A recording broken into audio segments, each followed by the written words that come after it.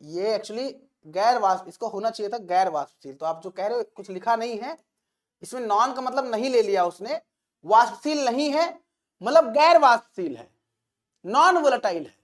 अगर देखोगे सेंस वही है इसका मतलब, अगर आप देखोगे, अगर आप कह रहे हो तो इसका मतलब नॉन वोलेटाइल तो गैर वाष्पशील होता है ना, गैर वाष्पशील, ठीक है, होता है।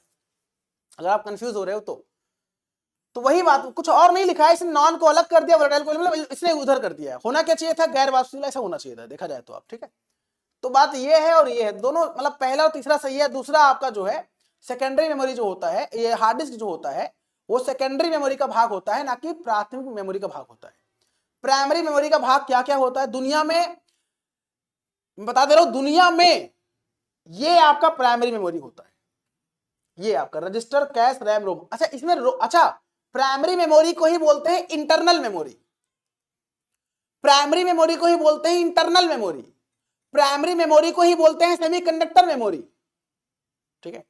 और इसमें केवल रोम ऐसा होता है, रोम जो नॉन वोलेटाइल नेचर का होता है, इसमें केवल रोम होता है जो नॉन वोलेटाइल नेचर का होता है, बाकी सारा वोलेटाइल नेचर का होता है, मतलब अस्थाई। अस्थाई और अस्थाई में अंतर इतना बेसिक है कि हम पावर बंद करेंगे, सिस्टम बंद करेंगे, डेटा गायब हो जाएगा। रैम पर, अगर रैम पर डेटा है और लाइट चली गई, डेटा गायब। तो कहने का आशय यही होता है अस्थाई और अस्थाई। और डेटा अगर हमारा लाइट चली भी जाए, लाइट चली भी जाए तो डेटा एज अ रिमेनिंग बचा रहेगा, डेटा रहेगा, तो हमारा होता है नॉन वोलेटाइल, मतलब अस्थाई, परमानेंट, ठीक है। चलो, क्षमता आधारित वर्गीकरण में नैरो एआई, एजीआई और एएसआई आते हैं। बहुत प्यारा सा प्रश्न है, क्वेश्चन बहुत अच्छा है, इंपॉर्टेंट क्वेश्चन है। अगर हम एआई की बात करें, आर्टिफिशियल इंटेलिजेंस की बात करें, दो प्रकार के होते हैं, based on capability, based on functionality, मतलब उनकी क्षमताओं के आधार पे, कैपेबिलिटी के आधार पे, और उनके कार्य के आधार पे, फंक्शनैलिटी के आधार पे, दो प्रकार में हम बाइफरकेट करते हैं, मतलब कैटेगराइज करते हैं। फिर कैपेबिलिटी में अलग अलग एआई आता है और फंक्शनैलिटी में अलग अलग एआई आता है ना। अब समझो, आप देखो,